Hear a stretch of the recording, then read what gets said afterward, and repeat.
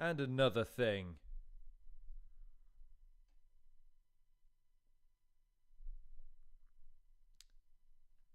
I can't hear myself very well. Can you hear me? Let's test. Oh, no, I can. Okay. All right. That takes the shine off this bit. I'm supposed to be cutting a promo. And another thing. I have to, the audio stream's current bitrate. Jesus Christ. I thought I solved all of these fucking Tinternet related problems. I really did. Didn't derail the podcast the other day, though, so that's good, I suppose. Did you see it? It annoyed some people. Anyways. Huh?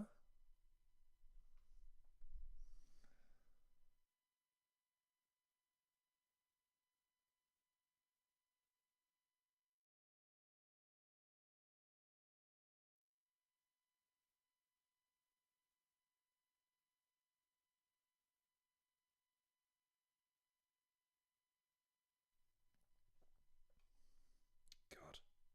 It's a fucking disaster. Turns out that the stream is like super. I'm so bit behind the scenes. I see the stream here, but it's on a delay, and yet the screen here is fine. So yeah, weird. Anyways, yeah, to start the show off hot, yeah, I don't really have anything to say about the situation from the other day. Sorry to disappoint you if that's what you're tuning in for. I wanted to hop on because I wanted to talk about a couple of silly things. I wanted to talk about what's coming up because there are other things I'm working on, and now that the dust has settled a little bit over the last couple of days, we can actually talk about them because I'm happy to talk about them. And yeah, it's hopefully going to be a case where, yeah, I'm just watching it back now where it's like, it's just my stupid quizzical face going like, it's just working. Doesn't seem like it's working. Ridiculous. Anyways, and now it's saying excellent collection. Fucking YouTube, man. Such hard work. Interviews. Let's talk about interviews for a second because, of course, we're changing direction. So, I wanted to talk about some of the interviews that I've done because I thought it'd be interesting to talk about the journey to get them and to kind of illustrate the point of what if you have people that you would like to see me pursue. I'd really love to hear some imaginative ideas because one of the things that has been kind of a common theme with my channel is that the interviews that take the longest to get are often the best ones. Like, they're the ones that really make you go, wow, I can't believe I finally got to talk to this person. And it always becomes a thing where you go, right, if only now I'd have set the wheels in motion for other people at the same time, it could have been a case that we'd have more concurrent interviews lined up on a regular basis. I mean, I'd love to have it up to a point where we're doing interviews once a month, once a week even, because that's manageable. Prepping for an interview once a week is pretty goddamn manageable, albeit it is still a week's worth of work, so a cancellation would still be pretty bad. But nevertheless, the other thing that I'm going to be working on is the Botch podcast. Now, you saw the pilot of that the other day with me, P Soldier, and Dub T. And while we're heading up to Mania season, there's going to be a lot of current day topics that we're going to cover. We're also going to be looking at trying to delve into other topics, historical stuff, hypothetical stuff, and fun conversations. The reason I decided to start the ball rolling on that, and why it was actually P Soldier's idea to start a wrestling podcast. It was actually his idea for the name as well, the Botch. I just loved the name, the Botch. There's just something so direct, so wrestling oriented about the Botch. It's just such a great name for me. And Dub T is also a massive wrestling fan. But what works for me is that they agree on a lot, but they're polar opposites in terms of what they really, really love about wrestling, in terms of their favorite wrestlers, their favorite styles, their favorite matches, quotable moments. But then you see them really overlap with a lot of stuff too. And I just sprinkle in some absurdity on the top. So I hope that you'll give that a shot. The original show is live now. Elimination Chamber has been and gone, so a lot of it isn't necessarily as relevant as it was when it aired. However, there's a fun little quiz in there. So what I'll be doing is I'll be trying to produce that. So every time that there's a Botch podcast, there'll be current events, there'll be chat, there'll be some fun as well, because I'll do my best to add quizzes in, some trivia here and there, some interaction for you guys. I'm going to see if I can convince the lads to go live, because I think not only would that be more manageable for my OBS software, I think it would be more fun for you because you can interact with us. You can play along with the quizzes that I've got devised. You can share your thoughts. If we're struggling with something like, oh man, what's this guy's name? What's it? You can chime in because that's something that chat is great for. And I love that about the live streaming aspect of the show now. So hopefully there's that. And the botch is just is a great opportunity for the channel to branch out, because hopefully the goal is to make the botch popular enough to be able to make it its own thing on its own channel. I'll host it for now just because it's easier for me to then film everything, edit everything, upload it, and then make sure we can make sure it's available to you. But hopefully one day it will be on its own show. So if you're a fan of wrestling, then I really hope you give that show a try. If you're a fan of MMA as well, I'll be hoping to amalgamate some MMA into that, because me and Dub T are big MMA fans. P Soldier has some MMA familiarity, but I don't know if he's as hot on MMA as me and Dub are. We go backwards and forwards on that quite a bit. So that's exciting. I'm really looking forward to getting involved in a weekly wrestling podcast or a bi-weekly wrestling podcast where it's just three lads who love to chat wrestling, and it's not overly fanboyish. That's been my gripe with a lot of wrestling podcasts, is it's overly guys telling them how it should be and getting mad when it isn't, instead of what I think Dub T and P Soldier do with wrestling is that they just enjoy it. You can tell they just fucking love wrestling, and it's great. So that's something. I really hope you'll give the botch a try. Again, the original episode is available now. You can go and watch it, and there'll be more to come. So that's cool. Interviews, though. P Soldier, actually, I want to start with. He's a great example of an interview subject who turned into being just one of my closest friends now. And that happened because, again, there was a body of work that circulated, and he got a chance to see me. It was the Quill interview that he saw, and he said, listen, I want to be on your show. And it was a weird one. I'll share this with you publicly. I've shared this with him privately, so he's already been embarrassed by this. I was a little intimidated to approach P Soldier because, number one, his demeanor is such a... He's got that Undertaker vibe to him. He's just cool, calm, collected, larger than life. So you don't really know how to approach someone like that when you don't have an in. And I've always liked to make my interviews like I have a point. I don't just want to talk to you because I really, really desperate want to talk to you because I'm such a big fan. I do want to have no, I have a reason to talk to you. I have a question. I have an angle. I have something that I would like to know. And I want to try and explore that. P saying, no, I want to be on your show. It made it so easy for me to then go, dude, I already have so much fanboying done so that I can just get to start asking a million questions. And the interview developed into such a great conversation. That led to a second interview, which was, again, great. And the fact is that he had 6 hours worth of material to share with you in terms of experiences and all the rest of that sort of stuff, and battle stories and his travels across the world and his experiences. And then we get into the fandom where we're both massive Dragon Ball Z fans. We're both big wrestling fans, and we have a really great fun talking about that. And that's now led into the botch. These interviews are interesting because you never know where they're going to take you in terms of the dynamic with the person, in terms of the journey it takes to get there, to be able to speak to them in the first place, and then what happens afterwards. You know, some guys I never speak to again. That's true. I'm trying to think. So,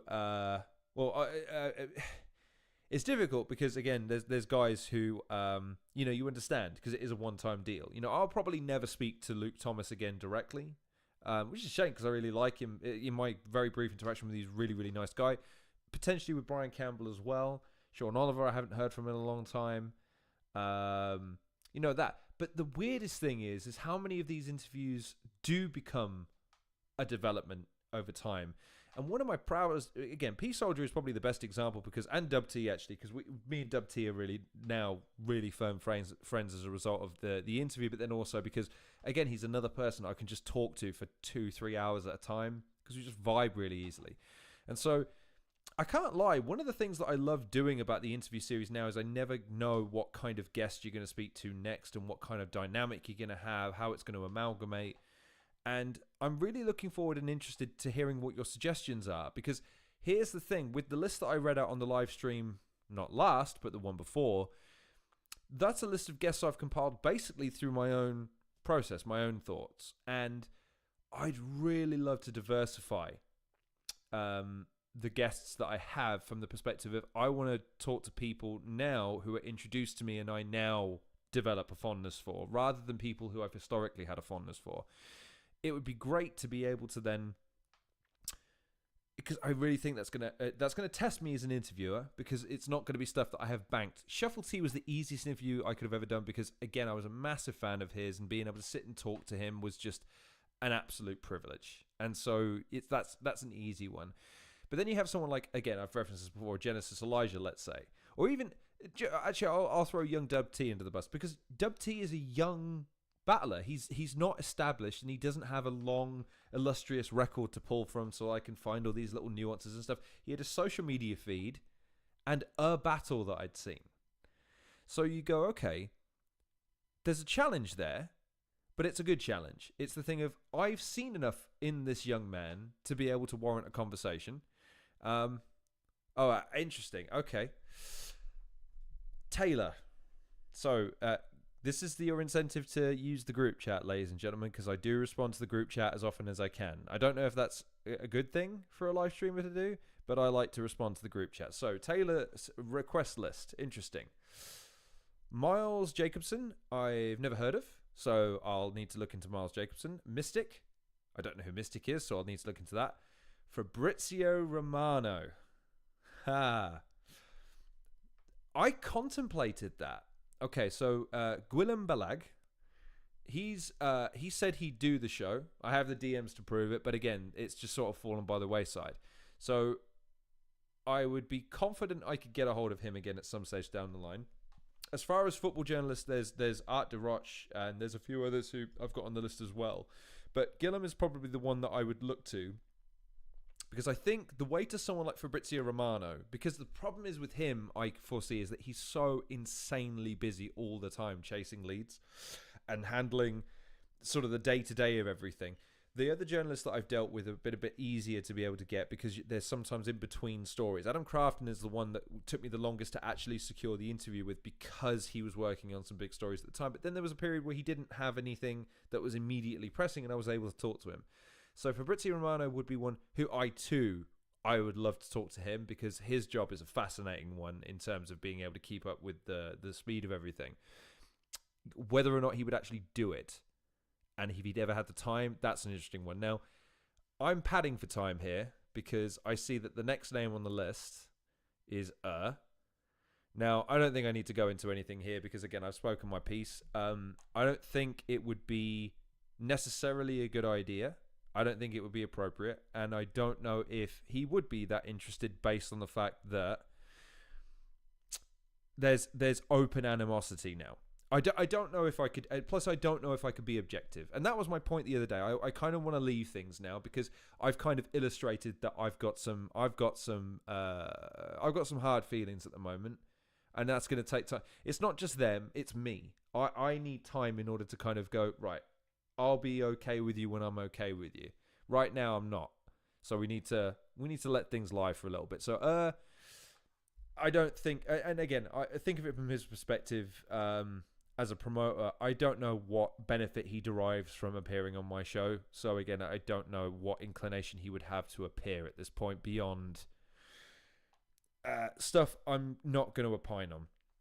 So, Taylor, I appreciate that suggestion, but I think we're going to have to put the kibosh on that one. Sol Khan, I've seen him. I've considered approaching him for an interview, but again, having only seen maybe one or two of his battles, and knowing the esteem he's held in, he's one that I've kind of put a bit on the back burner. Will Ospreay is probably the hardest one out of this list. I know with Fabrizio Romano what I just said, but I think I could probably get a hold of Fabrizio Romano. Will Ospreay is the one that I would probably struggle with, because professional wrestlers are a bit tricky in the sense that they have their trusted platforms, and it's very rare that they'll stray outside, especially someone of the caliber of Will Ospreay. Al Snow is the only person on that sort of level of echelon who has agreed to do my show, and it was really nice of him to do it. So it's that thing of, I appreciated it. But since then, that's the only avenue that's never led into anything else. I would love to try, but we will have to see. Miles Jacobson, creator of Football Manager, and oh, interesting. Okay. Okay, no, that would be interesting because Football Manager is really prevalent with all of the guys at TIFO and the football journalists that I've interviewed. So it'd be a thing of saying, how do you feel about creating something that has robbed grown men of entire lifetimes? Not in that way, obviously, but that's interesting. Game developers, I've interviewed game developers before, indie games, mind you, but that's something that I'm pretty well versed with. So that would be an interesting one. So I appreciate that, Taylor. And Mystic is a PlayStation-centric YouTuber. Reminds me of he reminds you of me because he's a chill guy. I don't know if you saw my last live stream, Taylor. I know you did because you were commenting, but I don't know if you saw it. I chill is not how I would word myself in that live stream. So I don't know if we really share much similarities in that respect. So we'll see. But no, they're two very good suggestions. I really appreciate those. So that's another two names I need to add to the list. So that's good. So, but this is my point, is even there, right? If I was to do an interview every 2 weeks, let's say, there's at least a month and a half's worth of interviews there. And I'd like to do that. I really would love to get it on a more regular basis because I do understand. One of the things I've never understood is is a viewer's perspective beyond what I do on YouTube, which is I tend to find someone and I tend to consume everything that they've done when I find someone I like. That's not been my experience as a channel creator, as someone who makes content. What I find is that people will watch maybe one or two of my videos and then bounce. It's very rare for people to sort of consistently watch my stuff. Even with things like the segmentation that I do. So what I do, because I know everyone isn't necessarily going to watch an entire podcast. They might watch 10 minutes, 15 minutes of it. The problem is that really hurts the analytics of a video when people tune out after 10 minutes and there's an hour and a half's worth of content. It makes, nearly 70% of the content look like it's not watchable. So the segmentation is a way of trying to say, well, look, okay, maybe you're only interested in this part of the interview. And if you like this part, you watch the whole thing. That hasn't necessarily worked either. As a matter of fact, some of the segments do pretty badly, considering the success of the original video. So it's a thing where I know that it's not anything that I'm going to do with my channel that's going to make things better on a regular basis. It's going to be new interviews. That seems to be the juice that powers this machine. So one of the problems that I've had is having consistent guests that I can always call upon, or even a continuous list. Because I must be honest, sometimes it goes from my mind. Like, who can I ask? Who can I approach? So it's a bit tricky, but I appreciate those suggestions because that gives me something to work with. But like, because the other day I've had some people say, like, are you done? You dunzo, and I remember saying in the stream, like, no, I'm not done, but I am done for certain things because I need to refocus on what the show was supposed to be about. It's an interview series about people that I think hold some value to you as a viewer. So now that I've got some of the, Taylor, I really love some of these suggestions because a lot of them are so different, and I really love that. So I would encourage anyone that sees this to do the same thing. Listen, dream up, be as big. Yes, I well, number one, Taylor, I really appreciate that comment. To be honest, your formula is almost complete. Your interview style is A1, and I feel you could apply it to any guest in industry. All you need is consistent interviews, and it'll only take one to make you pop off. So, by the way, I need to get better at that when I'm live streaming. I realized that in the stream the other day because I rewatched it. It was cringy having to rewatch myself rant for 2 hours, granted. But one of the things I was doing was not reading the comment I was replying to, which in retrospect makes it very difficult for people who are watching it on a delay like I am, or watch it afterwards, to be able to follow what I'm actually responding to. But in this one, I appreciate what you're saying. I think my interview style could still do with some tweaks and improvements for sure. But it's that thing of the secret, if you want to call it a secret, is I just care about what my guest has to say rather than I'm trying to get them to say stuff. That's the reason for what it's worth. again, not dropping any names, but the people I've been pursuing recently, the reason I genuinely thought I could give them a better interview than anybody else is because I'm going to care more about what they have to say in a way that isn't sycophantic than anyone else is going to, because I'm not blinded by the status of the person. I'm attempting to retrieve something for you. There is a difference. But no, I appreciate. I mean, Taylor, the proof's in the pudding with that, because the Luke Thomas interview did numbers that have pushed my channel into a different point, which is lovely. It really is. It's so good that I can be able to, get so close now to the point where I'm going to be able to monetize things freely. So, yeah, hopefully, more consistent guests, more diverse guests. And I know this might sound pedantic and petty, but God, it's. I would love to get some more female guests to pursue. At the moment, I have pursued. I'm going to rephrase that because that sounds sus the way you say that. I have approached for interview a number of guests over the last sort of 6 or 7 weeks, and the trouble is that, again, it's making sure that the premise of my request is phrased correctly, because sometimes it does come across as a bit beggy, I guess, is the battle rap term that they like to use. But the idea is that you seem a bit overtly pandery, and it's not. It's just me trying to be polite. So it's that thing of just trying to say, right, okay, if a strange dude approaches you to come on his show, like, how would you do it, and who's approachable? Especially when you look at my catalog and it is all dudes, that gives off an impression that I don't like. So again, I remember, actually, there's a couple of musicians. I forget their names now. I'd have to find them. But they were the ones that I was pursuing as well. Tony D. Actually, I've just seen Tony D posted. Tony D gave me some names that I was supposed to pursue. A couple of them were women. So it's that thing of, okay, cool. If only because, by the way, I believe that there is a distinction to be made in terms of the perspective and experience. Backgrounds and culture really do add extra layers to someone's perspective and experience that I don't have, and that's a wonderful thing to be able to pull from. Someone's past experiences and the way that they've led their life different to mine, and the way they observe things and the way they look at things, the way they take and hone things is different. And that's great. That's only a positive thing. And it's a shame because, again, it's that thing of now asking, how can I approach them in a way that looks reasonable, respectful, and doesn't come across in a bad way. So hopefully that's something I can get better at. I think the only person who ever came close was Anwen Bull, the actress in Marlowe's movie Everyone Forgot, who I was keen to talk to, but she's got projects that she was working on, so it's a case of bad timing.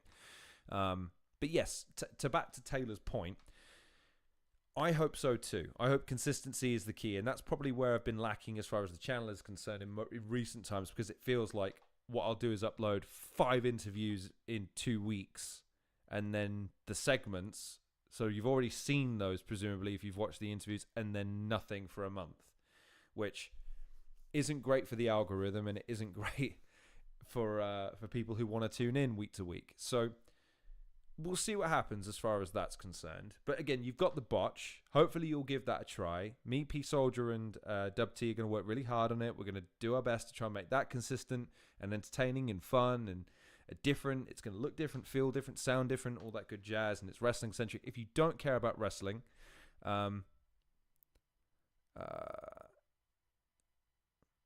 okay. So Taylor asks, I've got more suggestions, but need to ask, do you have any prerequisites before approaching potential guests, i.e., any particular industry you wouldn't delve into? I wouldn't be interested in talking to many heroin dealers or cocaine dealers. I must be honest with you. Not keen on talking to hitmen. Not keen on talking to anyone that worked on the Twilight movies, or anyone that's was a pop star in the mid-2000s. I'm pretty good. I don't really want to talk to anyone from there, because I think I'd rather lose. I think I'd rather lose a testicle. You pick which one you like. I'd rather lose that. I kid, of course. I'm joking. don't think so. I don't think so. There's not really any. Before this all popped off the other day, there are people who I referenced in that who I, again, don't get along with personally, that I still would have interviewed, because it's not about personality. It's about people doing what they do well, and asking why they do what they do and how they do what they do, because that's what's, you can't legislate for assholes. People have the right to be however they want to be, and perception is reality, and everything is subjective. So someone's asshole is another one's best friend, and vice versa. I'm sure there's a lot. Again, I know the other day, it didn't colour me in the best of lights. I'm sure there's a lot of people that have a very poor opinion of me based on that interview alone, that podcast alone, and that's fine. I know that going in, but I don't do this to be popular myself. These live streams are weird for me because I'm kind of putting myself front and center, which is not really what I want to do anymore. I kind of want to let my guests be the star. If I have a guest on, I want to put the focus. You'll note, for instance, that the reason I use this angle when I do my interviews and it cuts to my guest and only they're on screen is because I want the focus on them. I want to mute my microphone so that it doesn't cut back to me. I want the camera on the guest, and I want the guest to have all the time in the world to answer the question at their leisure. I don't really want to interject unless I have to, and I don't really want to pander where I don't have to because it's not necessary. I want the guest to engage with you. Live streaming is tricky because it's just me, and I'm growing quite fond of it now. It's an interesting experience, and it's hard to keep things going without something to talk about. Hence why I'm trying to make it about the interviews today. But as far as like who not to talk to, no, I don't really have anyone that I wouldn't want to talk to beyond the people I named the other day because of obvious reasons. I feel it would, again, if I'm not a professional, but I do want to treat people with a professional courtesy, and it would be difficult for me to sit here and interview someone knowing that there's bad blood or there's ill feelings in the air because of shit that I've said, because that animosity is going to factor into why people watch, and that's not the point. Again, point of the show is not to stir controversy. It is not to elicit that response. I get people like it, and if the algorithm is to be believed from that video the other day, and I've said this, most of my videos taper off after about 30% of the video. So the viewership tapers off to maybe, only a certain amount of people are actually watching the whole video. That video went up, and it stayed up for the 2 hours, and then went down when it finished because it was a controversial video. And I get it, but I don't want to do that. I want to get back to interviewing people who I believe have something to offer you in an evergreen way. And so, Taylor, I appreciate any suggestions that you send, because so far I love all with the exception of one, for obvious reasons. But I really love those suggestions. They're all different, dynamic, and I love the idea that maybe that can become a recurring thing. It becomes a vote. Like, who should I pursue for an interview next? And then it goes. And maybe I don't know if it would be wise to document that. Maybe that's going a step too far. But if there are any interviews in particular where maybe in retrospect it would be interesting to find out how it happened, or if there's a funny story to it or something along those lines, be happy to share that with you too. Who knows?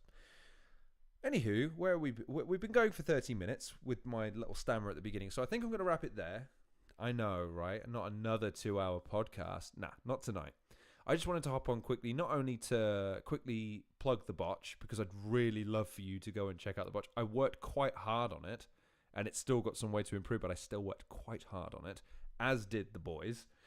So, and that's going to get better with time because I'm going to tweak some of the graphics. I'm going to tweak, as you can see by my new digs, I have glitchified the live. This won't be the same for the interviews, by the way. The interviews will stay the same because I like the aesthetics in the interviews. It's just I wanted to distinguish the live streams a little bit more, so I've given it this Big Brother meets Cyberpunk motif, which I will probably change because I'm not sure I like it. It looked cool on the render, but the more I look at it, the more I feel like I'm in the red light district of some New York tavern. I don't know. Anywho, that'll about do it. Thank you very much for joining me on this live stream. Go watch The Botch, please. Watch The Botch. That's a cool line. Bars. Thank you for sticking with me. For those of you who watched the show the other day and decided that you were prepared to stick around and give me another opportunity to waste half an hour to an hour of your life, thank you so much. It really means the world to be able to do this. This YouTube lark is fun, and it should stay fun. So let's keep it fun, and let's keep it rolling. So thank you very much again. Taylor, thank you for commenting. Appreciate it. Appreciate the suggestions. I'll let you know how I get on. And yeah, I hope everyone's okay. Hope everyone's taking care of themselves. Hope they're gearing up for a Friday night tomorrow with a nice long weekend. And yeah, I didn't have another thing to say, it turns out. Not yet, anyway. But we'll see. In the meantime, my name's been Lon Risley, host of the Halcyon Show. Please like, share, and subscribe. Please take care of yourselves. And I'll see you on the next episode.